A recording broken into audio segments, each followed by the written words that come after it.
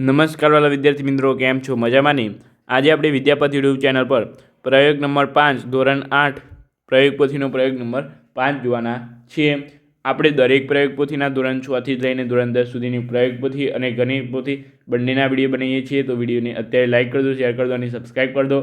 અને અગાઉ પણ તમને આવા વિડીયો જોવા માટે આપણી ચેનલને સબસ્ક્રાઈબ કરી દેજો. ધોરણ 6 થી લઈને ધોરણ 10 સુધીના પ્રયોગ પોથીના વિડીયો તમને એકમાત્ર ચેનલ પર તમને અહીંયા મળી જશે. બરાબર, બીજી ચેનલ પર મળી છે, પરંતુ કમ્પ્લીટ સચોટ માર્ગદર્શન અને પીડીએફ સાથે તમને મળી જશે.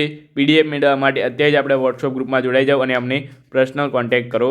તમને આપણે પીડીએફનું જે ચર્ચા થશે એ આપણે તમને કહી દઈશું. ત્યાર પછી અહીં છે પ્રયોગ નંબર 5 આપણે અહીંયા જોવાનું છે આજે.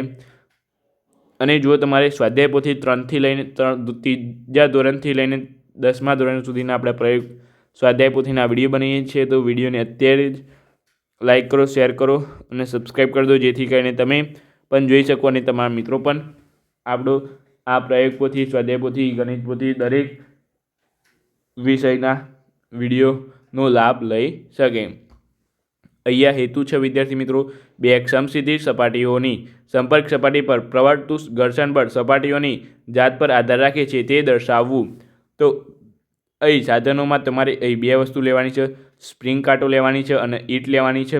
બરાબર, તો આ બે વસ્તુ જોશે સાધનોમાં. આકૃતિ તમારે અહીં આને આ જ આકૃતિ તમારે અહીં વિદ્યાર્થી મિત્રો દોરી દેવાની છે. બરાબર, તો એ જોઈ લેજો. ત્યાર પછી પદ્ધતિની વાત કરીએ આપણે, તો પદ્ધતિ તમારે છે કે એક ઈંટ લો, આ ઈંટને દોરી વડે બાંધીને દોરીનો બીજો છેડો સ્પ્રિંગ કાંટા સાથે જોડો. હવે સ્પ્રિંગ કાંટાને ખેંચો અને ઈંટ જ્યારે ગતિ કરવાની શરૂઆત કરે ત્યારે સ્પ્રિંગ કાંટામાં જે અવલોકન મળે તેની નોંધ અવલોકનમાં કરો. હવે આ ઈંટને ફરતે એક પોલિથીન વીંટાળો. ત્યારબાદ પોલિથીન સાથે ઈંટને સ્પ્રિંગ કાંટા વડે ખેંચો અને ઈંટ ગતિ કરવાની શરૂઆત કરે છે. આ જ રીતે પોલિથીનની જગ્યાએ ઈંટના ફરતે ક્ષણનો ટુકડો વીંટીને તેને સ્પ્રિંગ કાંટા સાથે જોડો. હવે ફરીથી ઈંટને ખેંચી તે ગતિ કરે છે ત્યારનું સ્પ્રિંગ કાંટાનું અવલોકન નોંધો. તો અવલોકન તમે જોશો તો અહીં સ્પ્રિંગ કાંટા વડે ખેંચાતું વસ્તુ, બરાબર, સ્પ્રિંગ કાંટા પરનું વાંચન તમને અહીંયા અલગ અલગ હોઈ શકે છે.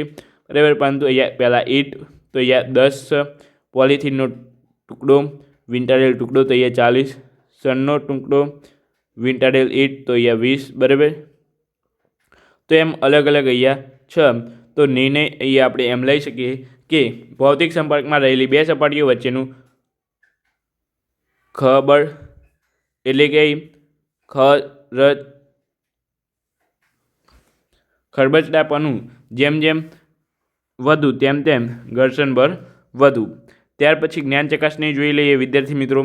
તો અહીં છે નીચે આપેલ પ્રશ્નોના ઉત્તર માટે આપેલ વિકલ્પોમાંથી સાચો વિકલ્પ શોધીને તેના ક્રમ અક્ષરની સામે આપેલ બોક્સમાં લખવાનું છે.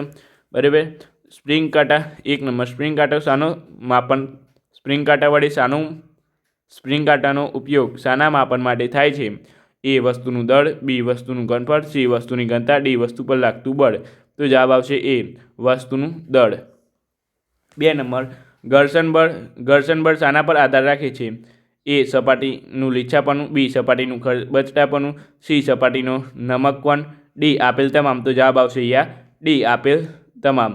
ત્યાર પછી અહીંયા છે બે સપાટીઓની સંપર્ક સપાટી પર પ્રવર્તતું ઘર્ષણ બળ 8N માલુમ પડે છે. તો તે બે સપાટીઓ વચ્ચે પ્રવર્તતું સ્થિર ઘર્ષણ બળ નીચેના પૈકી કેટલું હોઈ શકે? તો એ જવાબ આવશે એ 4 ન્યૂટન. ત્યાર પછી અહીં છે નીચેનામાંથી કોની અસર તરલ ઘર્ષણ પર થતી નથી? એ વસ્તુનું દળ, બી વસ્તુનો આકાર, સી વસ્તુનો વેગ, ડી વસ્તુની જાત. તો એ જવાબ આવશે એ વસ્તુનું દળ. ત્યાર પછી અહીંયા છે નીચેનામાંથી કયું વિધાન ખોટું છે? એ સ્થિર ઘર્ષણાંક એ લોટન ઘર્ષણ કરતાં વધુ છે, બી સરકતું ઘર્ષણ એ લોટન ઘર્ષણ કરતાં ઓછું છે, સી લોટન ઘર્ષણ એ સ્થિર ઘર્ષણ કરતાં ઓછું છે, ડી સ્થિર ઘર્ષણ એ સરકતા ઘર્ષણ કરતાં ઓછું એટલે કે સ્થિર ઘર્ષણ એ સરકતા ઘર્ષણ કરતાં વધુ છે. તો અહીંયા જવાબ આવશે બી, સરકતું ઘર્ષણ એ લોટન ઘર્ષણ કરતાં ઓછું છે. બરાબર, તો આ તમારી થઈ ગઈ જ્ઞાન ચકાસણી. અને આ જ રીતે વિડીયો જોવા માટે આપણી ચેનલને સબસ્ક્રાઈબ કરી દો.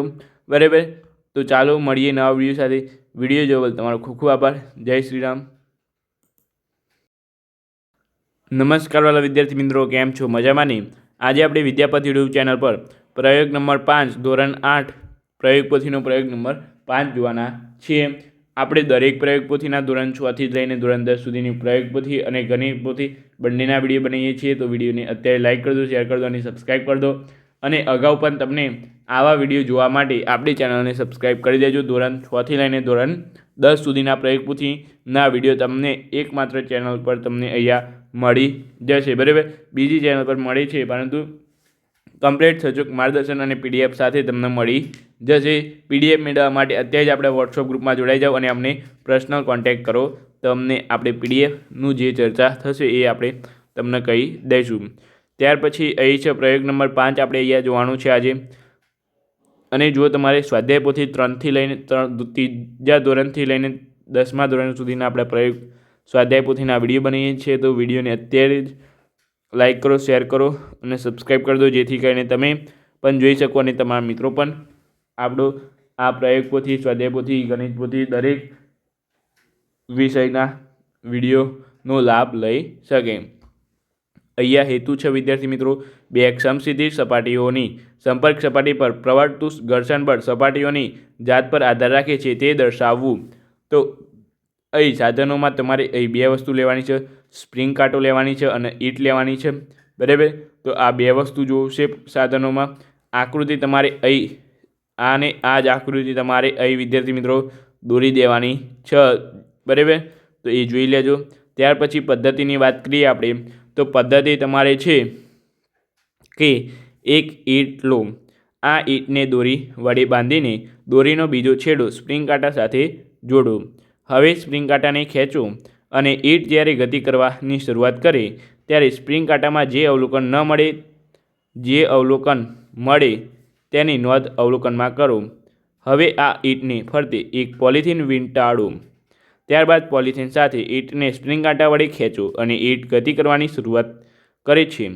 આ જ રીતે પોલિથીનની જગ્યાએ ઈંટના ફરતે ક્ષણનો ટુકડો વીંટીને તેને સ્પ્રિંગ કાંટા સાથે જોડો. હવે ફરીથી ઈંટને ખેંચી તે ગતિ કરે છે ત્યારનું સ્પ્રિંગ કાંટાનું અવલોકન નોંધો. તો અવલોકન તમે જોશો તો અહીં સ્પ્રિંગ કાંટા વડે ખેંચાતું વસ્તુ. બરાબર, સ્પ્રિંગ કાંટા પરનું વાંચન તમને અહીંયા અલગ અલગ હોઈ શકે છે. બરાબર, પરંતુ અહીંયા પહેલાં ઈંટ, તો અહીંયા 10 પોલિથીનનો ટુકડો, વીંટાળેલ ટુકડો તો અહીંયા 40, સનનો ટુકડો, વીંટાળેલ ઈંટ તો અહીંયા 20. બરાબર, તો એમ અલગ અલગ અહીંયા છે. તો નિર્ણય અહીંયા આપણે એમ લઈ શકીએ કે ભૌતિક સંપર્કમાં રહેલી બે સપાટીઓ વચ્ચેનું ખબળ એટલે કે ખરબચડાપણું જેમ જેમ વધુ તેમ તેમ ઘર્ષણ બળ વધુ. ત્યાર પછી જ્ઞાન ચકાસણી જોઈ લઈએ વિદ્યાર્થી મિત્રો.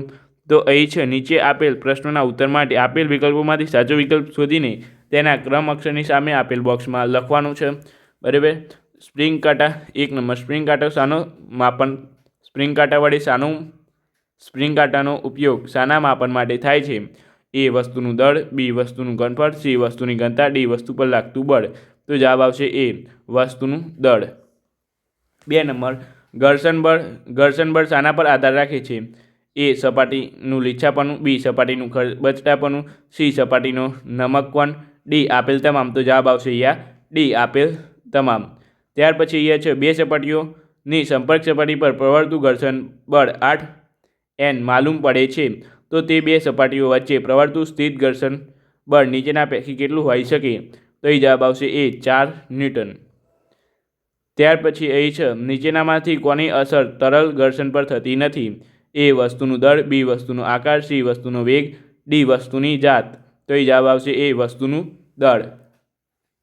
ત્યાર પછી અહીંયા છે નીચેનામાંથી કયું વિધાન ખોટું છે? એ સ્થિત ઘર્ષણાંક એ લોટન ઘર્ષણ કરતાં વધુ છે, બી સરકતું ઘર્ષણ એ લોટન ઘર્ષણ કરતાં ઓછું છે, સી લોટન ઘર્ષણ એ સ્થિર ઘર્ષણ કરતાં ઓછું છે, ડી સ્થિર ઘર્ષણ એ સરકતા ઘર્ષણ કરતાં ઓછું, એટલે કે સ્થિર ઘર્ષણ એ સરકતા ઘર્ષણ કરતાં વધુ છે. તો એ જવાબ આવશે બી, સરકતું ઘર્ષણ એ લોટન ઘર્ષણ કરતાં ઓછું છે. બરાબર, તો આ તમારી થઈ ગઈ જ્ઞાન ચકાસણી. અને આ જ રીતે વિડીયો જોવા માટે આપણી ચેનલને સબસ્ક્રાઈબ કરી દો. બરાબર, તો ચાલો મળીએ નવા વિડીયો સાથે. વિડીયો જોવા તમારો ખૂબ ખૂબ આભાર. જય શ્રી રામ.